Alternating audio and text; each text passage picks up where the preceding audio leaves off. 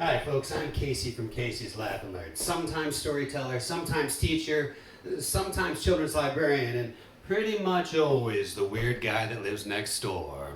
Now, I'm a science storyteller by trade, and it might seem odd to mix those two things together, but when you think about it, science is an attempt to tell the greatest story ever told, the story of everything, where we come from, where we're going, and all the weird stuff that happens in between. Science tells us what's up and what's down, what's hot and what's cold, and what makes us go roundy round. Science lurks inside every story ever told, moving the story forward and leading us to either that happy ending or that sad ending.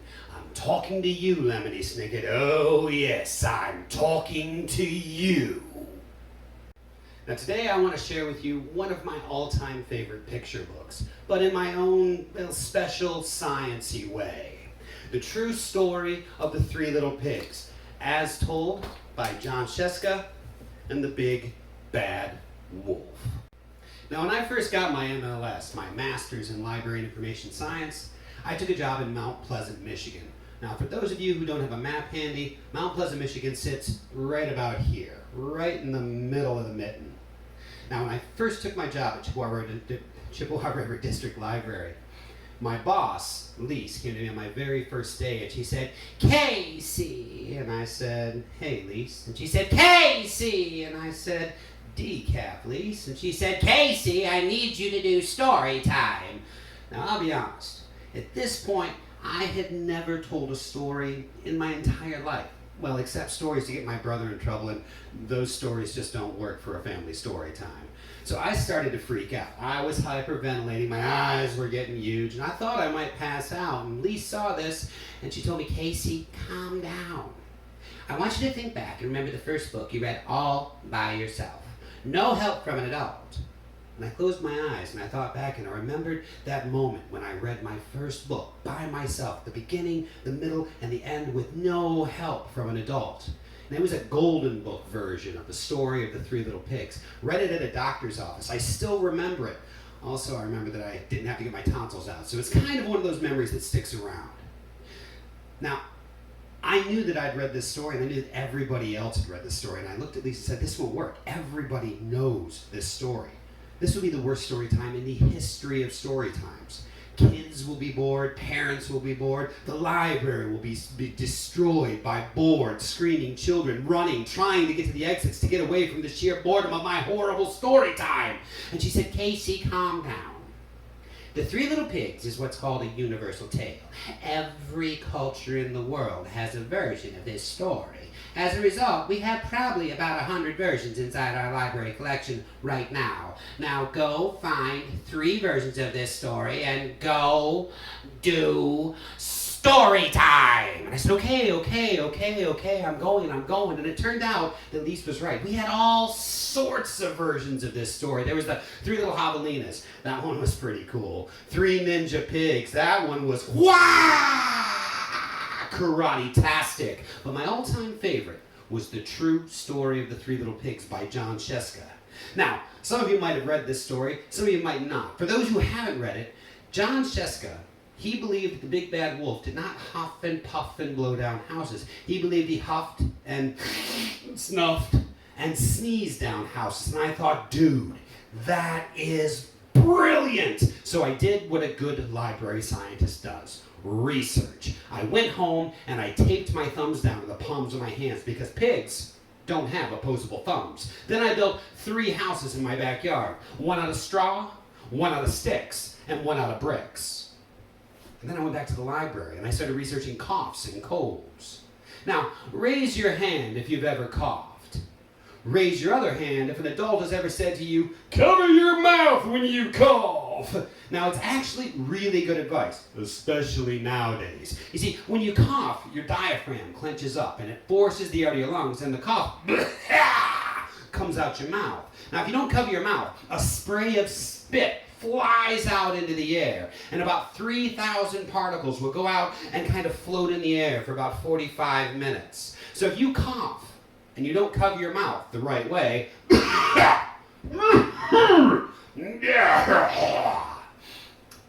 you're basically leaving a cloud of spit for people to walk through when they walk into a room behind you. So always cover your mouth. Now, the fastest recorded piece of spit to ever fly out of someone's mouth from not covering their mouth when they cough is right around 64 miles per hour, or about this fast. Now, it's about to get very, very loud. Very loud.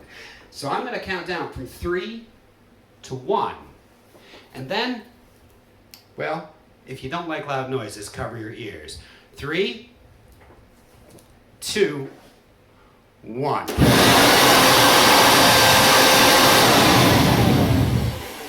Which turns out is more than fast enough to blow down a straw house made by a pig with no opposable thumbs. I was on to something. So I went back to the library and I started researching sneezes. Now, raise your hand if you've ever sneezed. Raise your other hand if you ever had an adult say, cover your mouth when you sneeze. Now, it's really good advice to cover your mouth when you sneeze. You see, sneezes are a lot like coughs. Your diaphragm clenches up and it forces the air out of your lungs. But instead of coming out your mouth, the sneeze hits these long, skinny straws in the back of your throat called sinuses. Now, wind energy is weird energy. It's totally dependent upon the environment that it blows across or through. If wind blows across a flat plane, it'll pretty much stay at a constant speed. I'm the wind, just floating along. I smell like Taco Bell, yes. But if that same wind hits a constriction, a narrow point, it'll increase in velocity and decrease in pressure. It will speed up exponentially, much, much, much, much faster. Now, when you sneeze, about 40,000 particles of spit fly off into the air. And they fly so far out that they can actually float in the air for a couple of hours. So really, if you don't cover your mouth when you sneeze,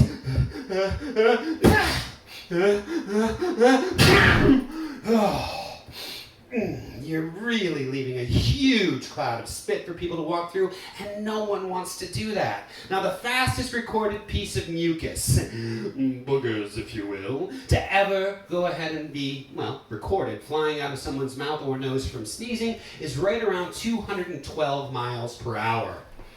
Or about, well, this fast. Now it's about to get loud again. I'll count down from 3 to 1, and if you don't like loud noises, cover your ears. 3, 2, 1.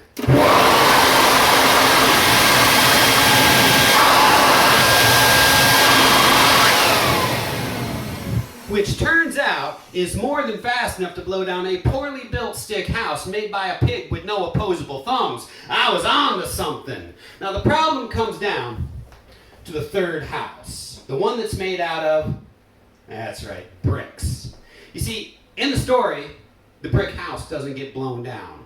And that always kind of bothered me because I like bacon and always kind of rooted for the wolf in this story. But in the real world, brick houses don't get blown down either. They get blown out. Now this happens because, well, air acts like a fluid and because of Bernoulli's principle. Now, air acts like a fluid in the fact that it kind of moves like waves on an ocean. When air smashes into the side of a brick house, it'll kind of stick to the side of the house, go up the wall, the side of the house, over the roof, and down the other side. This creates a change in air pressure that creates lift. The roof lifts up just a fraction of an inch. The air funnels itself into that tiny little crack, and it rips the whole roof off the house, and the air rushes into the hole where the roof used to be and blows the walls out on usually 2 or 3 sides. Now, the easiest way to show you Bernoulli's principle is with a ping pong ball and a hairdryer. If you have one at home, I highly recommend it. If you have a ping pong ball and one of those bendy straws, you can go ahead and do it that way too. But it really doesn't show the power and the wonder of Bernoulli's principle. So I'm going to try and show it to you this way. Now, it's about to get loud again. So I'll count down from 3 to 1. If you don't like loud, cover your ears. 3, 2, 1.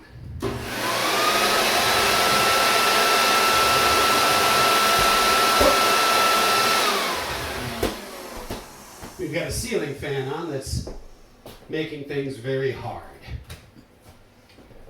try this one more time. 3, 2, 1.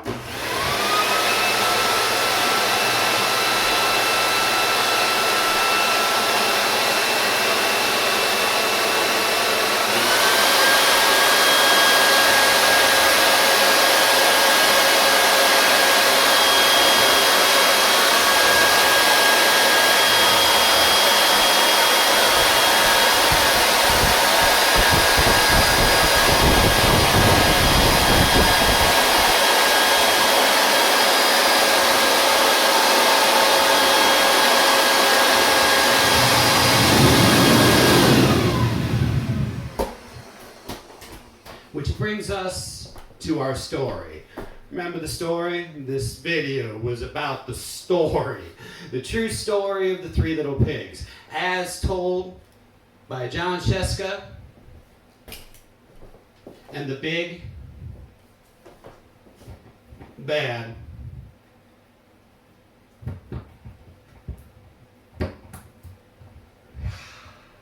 wolf. Everybody thinks they know the story of the little pigs, but no one knows the real story. Because no one knows my side of the story. I'm the wolf. Alexander T. Wolf. You can call me Al. Everybody say, hi, Al.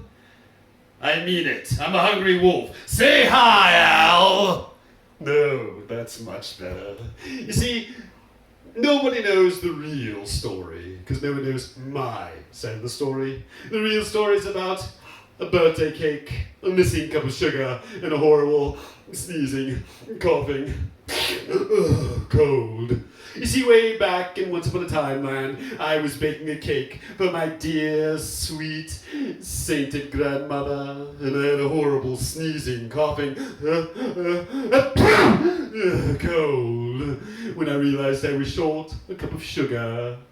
So I decided I would go and borrow some from my neighbors. Now, my neighbors had just moved in, and they were, well, pigs. When I say that, I'm not being mean. I mean they were actually pigs. Pug-nosed, curly tails, smelled of bacon. I love bacon. But they must not have been very bright. I mean, the first one who built his house out of straw. Who in their right mind makes their house out of straw? I was just about to knock on the door when the door caved in. Who makes a door out of straw? Well, I called out, little pig, are you in? There was no answer. I was just about to walk away and maybe order some flowers from the FTD for my grandmother. Oh, and I felt my cold coming on. Well, I huffed. And I snuffed. And I,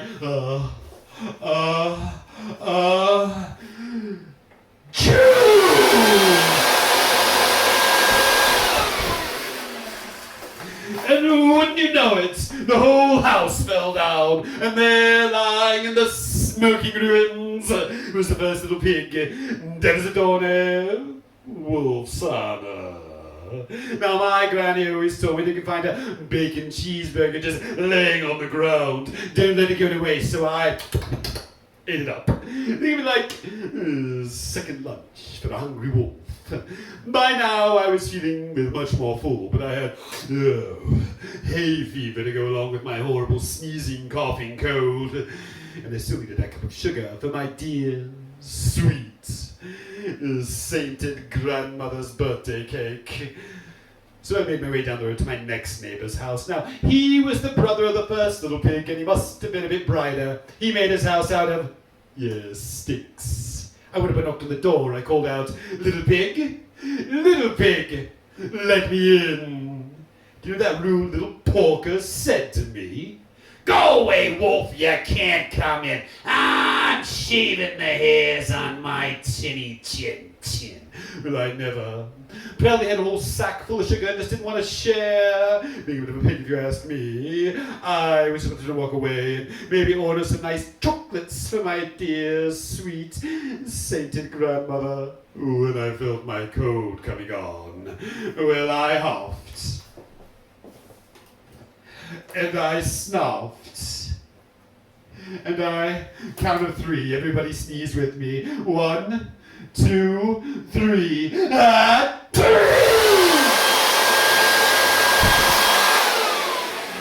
And wouldn't you know it, the whole house fell down, and there, lying in the smoking ruins, was the second little pig, dead as a doornail. Wolf's honor. Now, my granny always told me that if you find a bacon, lettuce, and tomato sandwich that hasn't been ruined with bread, lettuce, or tomatoes, eat that bacon up. So that's just what I did. Think of it like third lunch when a hungry wolf yells. Well, by now, I was feeling much more full.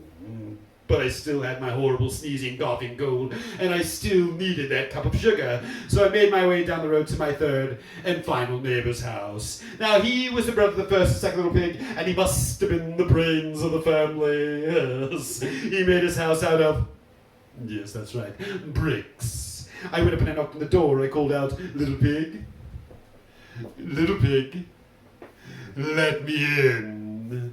Do you know what that rude little porker said to me?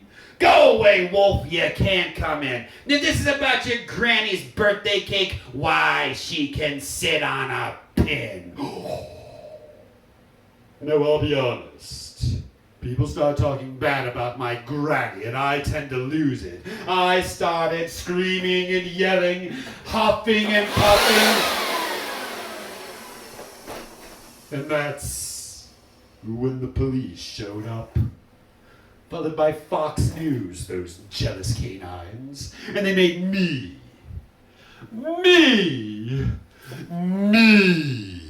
the big, bad wolf. Huff, puff, snuff. The end. Well, folks, that's the end of our first video. I'm hoping to do a lot more. Some of them will be science storytelling. Some of them will be weird science projects. I plan on making toys from trash. Going to be on Facebook Live, YouTube Live, TikTok, and whatever other media platforms out there will have a weird, insane guy like me on. Stay safe. Wash your hands. And for goodness sakes, cover your mouth when you cough or sneeze. It's really important these days. Y'all have a good day, and we'll see you soon.